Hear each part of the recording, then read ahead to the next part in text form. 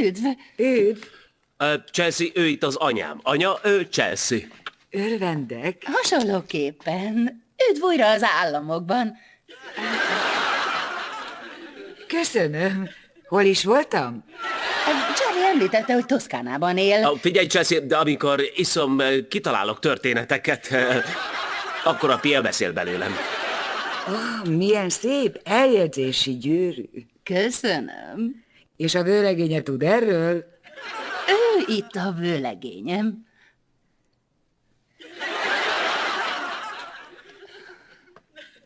Nem akarod útközben meginni?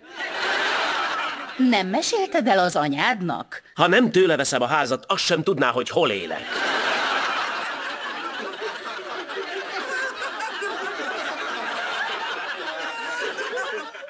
Mikor akartál bemutatni, az esküvőn? Hát konkrétan mondjuk inkább egy évvel utána.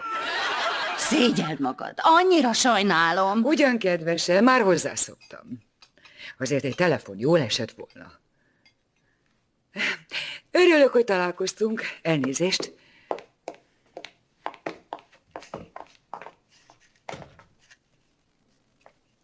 Szóval elviszed a kávét, vagy sem? Charlie, összetörted anyád szívét.